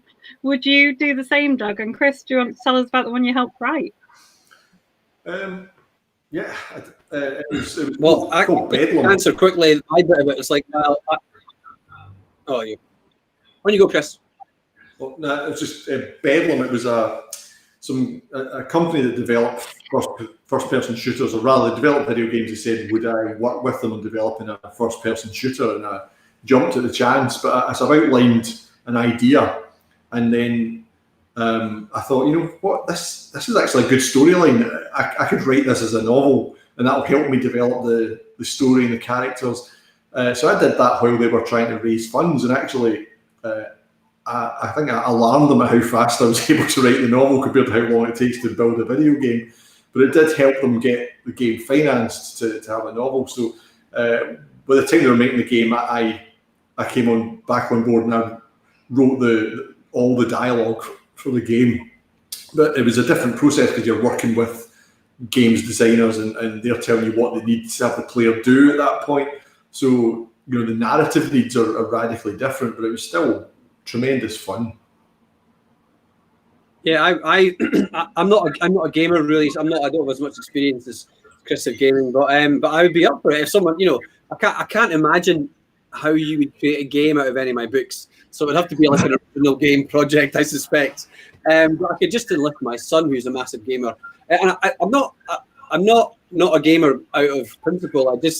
I never had the time for a long time. Now my kids are a bit older, I could see that I might have a bit of time for it. So I am interested in principle, and it's undoubtedly a very important storytelling format in this day and age. And I think anyone who's sort of sniffy about that is just ridiculous, because it's so obvious that some of the best storytelling these days is happening in gaming. Do you think, Chris? Yeah, I'm the same as you, Doug, in that I'm not playing games much anymore because I just don't have the time on my hands. But my storytelling was shaped for a long time by games. I grew up with games, and I saw the way in which those games evolved, how they became more sophisticated, how the storytelling developed in the format. But the games were inspiring to me. I was inspired to write One Fine Day in the Middle of the Night by playing video games. I was massively inspired to write A Big Boy Did It and Ran Away because it was all about the culture around video games at the time. It was a kind of nascent online culture. So it's one of the dominant influential storytelling forms at the moment. And that's why it was so instructive to work on it. But I think that's the most I've played a game in recent years was the one I was working on, because I had to keep playing it to make sure certain things worked. Patricia Forsyth says, how is the TV adaptation coming along? And that's for Ambrose Parry. And Doug, is there any interest in yours? I'll let you guys go first. Yeah, well, it's, as ever with adaptations, it's a very long, slow process. So we're just sort of waiting, as always, for developments. We know that they're working on the script. So nothing's imminently about to shoot. There's a bit more optimistic in terms of how fast something may happen. There's an adaptation of Pandemonium that's in development, and there's a chance that might be shooting next year in New Zealand. Fortuitously, that's where they've been developing to shoot it, and New Zealand is a good place to shoot something at the moment because they can actually meet each other. So yeah, that's in the pipeline, and the Parlebane novels are also being developed as well by the same company as are developing the Skelfs with Doug. Yeah, so it's Blazing Griffin have optioned the first book with a view to developing it for television. Like Chris said, I mean, it's still a long way. They've got a writer now on board who's working on a treatment on a first episode to try and tout around.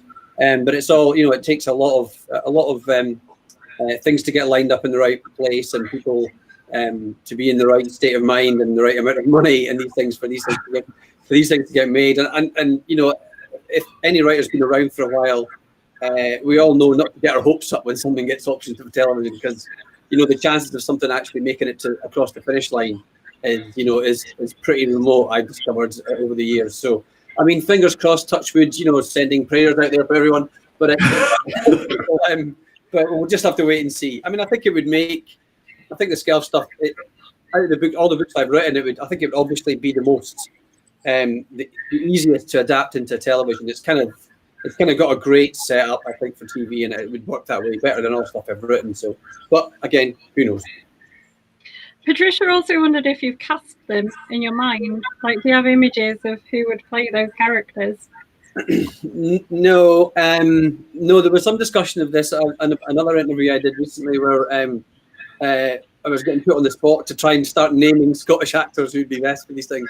And it just depends what you want to go for. The one that did occur to me actually in that other interview was Daniela Nardini would be great for Jenny, for the middle woman.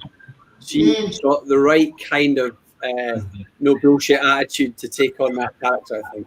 But as for the other ones, I mean, there's loads of great actors that who knows. And I deliberately don't try and think about that stuff when I'm writing the books. I think Ian Rankin claims that he's never watched the Rebus adaptations in case any of the actors that have done it start to become confused with Rebus in his mind. And I totally get that. And you don't want to start writing for a certain actor or whatever. That would be too weird, I think. Mm-hmm. What about us? I think we liked Jack Loudon for Raven, didn't we? We did. Don't know about Sarah. No, I don't know. Again, I tend not to think about casting in these things, and then now and again you'll see somebody and just think that person's totally how I imagined that character. That's why Jack Loudon kind of leapt to mind. It's when I saw him in Fighting with My Family, actually, and I thought that guy's just got the quality that I could see in Raven. Possibly the fact that he was a bit handy. He looked like you wouldn't want to tangle with him. Well, this is a good question from one of our admins, Sam. She says, do you have a favourite book that you've written or a favourite relationship that you've created?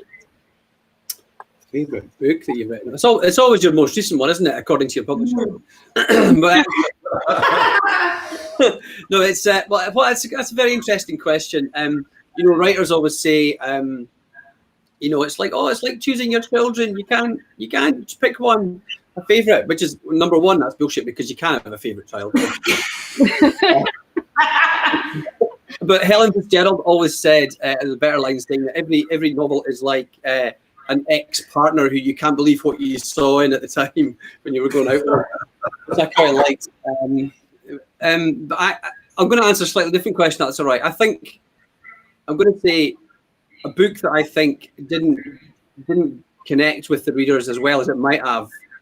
Was The Jump of mine, because I was trying to do something quite serious, and I mean it was, it got really good reviews and stuff, and everyone who read it I think were very kind about it, but I kind of felt like it didn't kind of get out there in the way that I wanted it to. So it feels slightly like it might not be quite as appreciated as it could have been compared to some of the other ones, mainly because it was a very difficult subject matter, I think. I think you can only really choose one relationship, can't you? A relationship? Yeah, Yeah. I quite like that. I quite like the fact that we've got two protagonists, male and female, who are kind of always button heads, really. I quite like the fact that they have to they bring out the best in each other and have to work together. And I'm quite proud of them. But I think the other thing that, in terms of your favourite book, I'm just delighted that we got away with doing this, because I just find the historical stuff so fascinating. And what we thought was, could we write a book where you learn a wee bit medical history, but it's a good story as well? And I think if we've managed to do that, I'm immensely proud of it, and also just delighted we've got away with it, because it's so much fun to do. You've definitely managed it. If I've got a sort of relationship that I like in the books, it's Angelique de Xavier and Zal Inez in the Sacred Art of Stealing and the Snowball in Hell, because it's a police officer and a bank robber, and also the fact that he's a magician. So yeah, I loved writing about those two characters. I had to resist the temptation of kicking the arse out of it and bringing them back for a third, because I thought I got away with it by doing a sequel. But yeah, and if I had to choose one book it's hard to choose a favourite, but one of the books I'm always happiest with when I think back is Pandemonium. Because often you think about, you've got an idea for a book, you've got this kind of platonic ideal of what the book's going to be, and the more you write, the further away you get from the platonic ideal of the book. Pandemonium was the book where I got closest to creating the book that I wanted to write, so that's why I always feel very, very proud of that book. Yeah, it's that Iris Murdoch thing, isn't it? Of like every book is the wreck of a perfect idea. I like that. Yeah, well.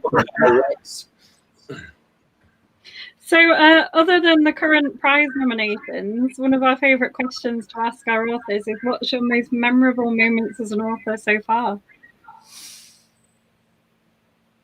Go on. Well, me being the kind of newbie, I would have to say the first time that we did an event at Edinburgh International Book Festival, where I had been so familiar as, being a member of the audience, and I love the Edinburgh Book Festival as an audience member, but to be an author who got up on the stage, and it was just incredible. Although I was so nervous that time, I thought I was going to be sick just before we went on. But that's probably one of the highlights for me, definitely. And that was Marissa's first ever event, really, first proper build event. And we were in the yurt beforehand, and Roland Gulliver, who runs the festival, came up and said, right, we're looking at the tickets. It's about 60, he said, and I was thinking, wait, what? And he went, short of capacity.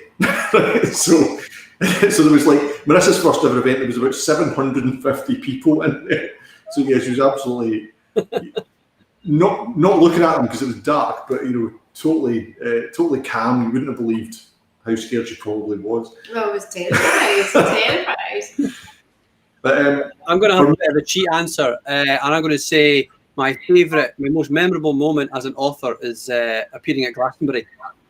Yay! I have to get the mention because it was that technically did come about because I'm an author, because I'm in a band of authors. So sitting behind the drum kit, looking out at the rest of the band, the Fun Loving Crime Writers playing Glastonbury Festival was undoubtedly the most memorable thing I've done, I think. What he said. That is, being in the band has been the greatest perk of this job. And playing any gig with a band always felt like the greatest perk. But playing Glastonbury is just one of those things you still can't believe it happened. It was just a phenomenal experience. And the best thing as well, a week later we got to play another festival, and we actually even got a bigger crowd at that one. It was probably a big actually. It was like weird.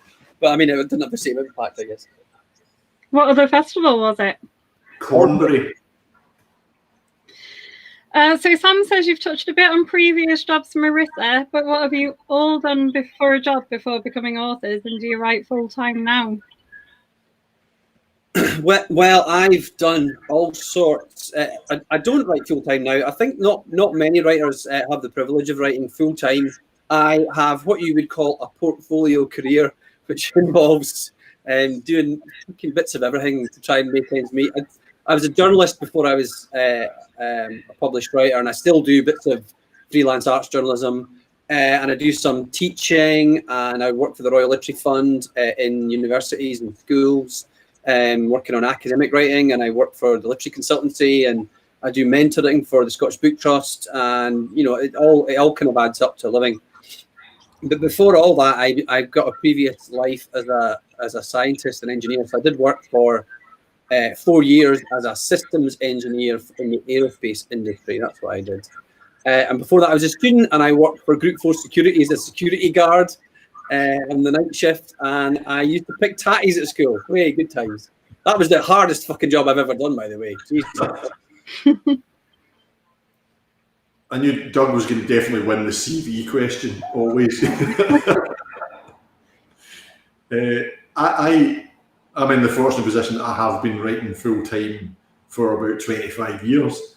And before that, I worked as a sub-editor for Screen International in London. It was a cinema trade paper.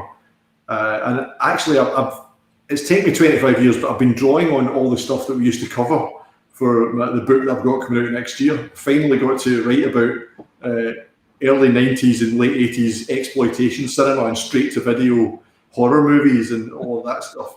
And the other job I did once that I roped in, managed to use in my work, was I had a summer job working for Scottish Gas. And my job was they did all these infrared aerial photographs of Glasgow.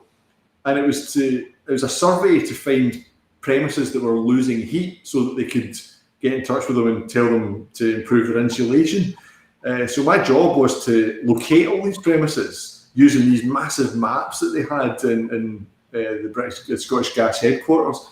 So stuff that you could have done in no time now with Google, but I had to go and individually work out where all these, look at the infrared overhead image of Glasgow. But the weird thing was, anything that was losing heat showed up white, and mostly it was buildings. But then I saw these wee grids. I think, what's this wee grid of white lines? And I looked and found it on the map, and it was a cemetery. And it turned out the cemeteries, the bodies were still giving off chemical heat that would be picked up. So there's all these little grid of white lines. It was all the decomposing bodies. And some of the cemeteries that were showing faint white lines, some of them had been closed for 10 and 20 years. So the bodies had been there for God knows how long, and they were still slowly decomposing and giving off chemical heat. I used that in Where the Bodies Were Buried.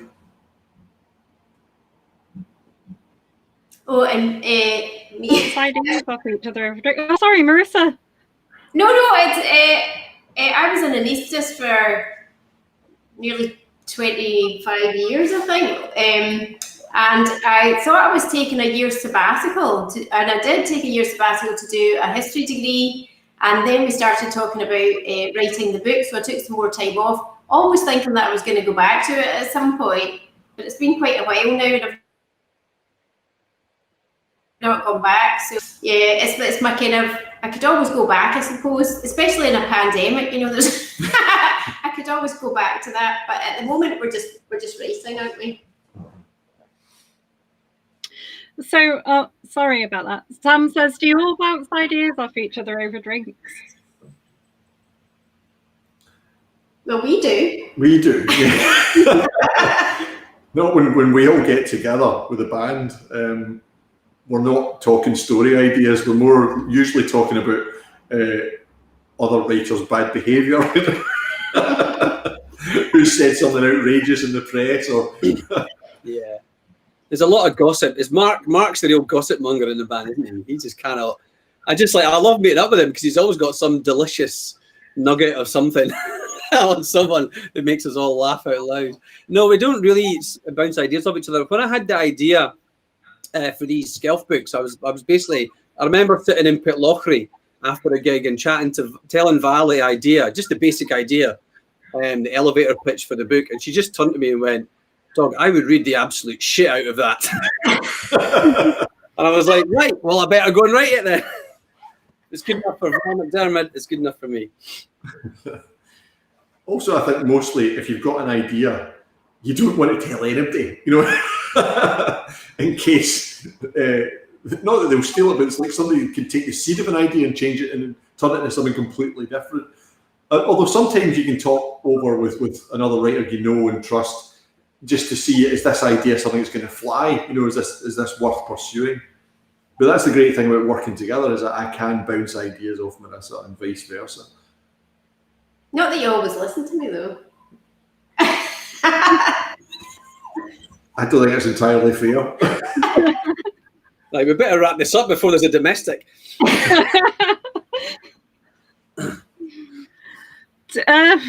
You throw me off.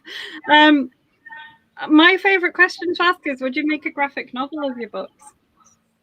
Oh, I'd love to see that. I'd love to see that. Yeah.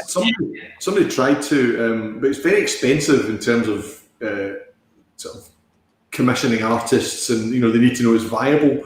Because there was an attempt years ago to do a graphic novel of a big boy that didn't run away, and they did like the first chapter. It was shaping up brilliantly, but they just couldn't get backing for it. It would have been lovely. And I think, yeah, with the Ambrose Parry books would be particularly great. Can you see how amazing From Hell was, you know, and you can imagine Edinburgh rendered in a graphic novel. Victorian Edinburgh, it would be amazing. Yeah, really. I would love it. I've been reading more and more. I didn't really grow up on comics and graphic novels that much. I did a little bit, but not. I wasn't like a huge, like, you know, fan. But I'm getting more and more into that stuff now, actually. Because I think there's so many brilliant storytellers and brilliant illustrators out there doing stuff. I would love something like that. Honestly, I would love to have a go at it. But you know, you got to wait until someone asks or finds you some money to do it. Otherwise, you're just doing it for nothing. And again, like the other books on the shortlist, all of yours have got really intriguing covers and titles. How much of the say did you have in those? Well, I'll go if you like. Uh-huh. These are there you go. That's it, in case anyone hasn't seen it. Yeah, I had quite a big say in that. And the guy who designs, I'm published by Audiobook, who have got a brilliant guy, Mark Swan, who designs all the covers for them, and he's really keen to get input from the authors, and they're all really distinctive. I mean, if you look at the Audiobook in a bookshop or whatever, they all are not your sort of standard. A sort of shadowy figure or like a girl in a red coat or whatever. None of that stuff. And so they're always really interesting and slightly and very inventive as well. So I definitely had a quite a strong idea about how it should be. I mean, I'm not at all an illustrator or designer, so I just have to sort of send him a rambling email with lots of things that I think might be good, and then he comes up with it. But it's what's interesting is that he's managed to keep a sort of feel with the second book in the trilogy as well. With the Big Shell, it matches.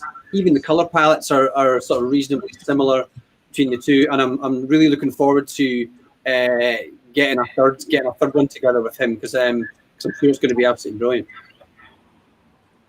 Well, there's a wee story about the cover of The Art of Dying. We've got Canongate of this beautiful artwork. The cover of The Way of All Flesh was amazing, but we were halfway through, or maybe less than that through. There's quite a tight turnaround between us, because I'd written Fallen Angel in between, and we to get the Art of Dying written fairly rapidly, really. And so they hadn't seen it when they were trying to come up with a cover. So they came up with this idea for the cover, which is what we've got here. But Marissa came down the stairs one day, and said, they've just emailed me this draft of the cover, and it looks great, but there's a pistol on it. And we don't have any shooting, any pistols in the book.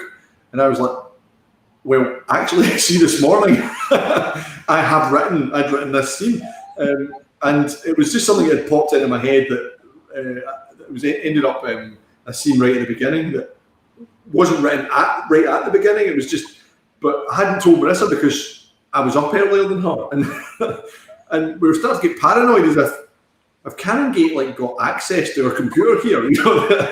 They seemed to know there was going to be a pistol in the book before I'd written this scene. But it turned out there was a subsequent scene with a pistol as well. Flint pulls a gun on Raven at one point. But yeah, that was quite spooky. Mm. But we don't usually have much input in terms of the cover design. In that they show you it, but it's so beautifully done that there's no way we could have improved on it. The only input when the paperback of The Way of All Flesh, we saw the artwork for that, and there's this sort of raven on it, but the original one had this white eye with a wee black dot, and Marissa was like, that doesn't look right. It looks like it's like a kind of googly eye. It just. And once you saw it, you couldn't unsee it. It just looked wrong. Imagine if someone gone around to these different shops and just put Google. And then Marissa worked out what it was. It's that ravens don't have any white in their eyes; they have black eyes. And I think the artist was thinking that the problem was you couldn't make out immediately that it was a raven until you noticed the eye. So they put a wee glint of white in a black eye, and that worked brilliantly. But other than that, it kind of did look like a googly eye. So, and I'm quite passive about these things. I'd have probably let it slide, but Marissa was like, "No, it's got to go." Googly eye, no. Email them. It's got to go.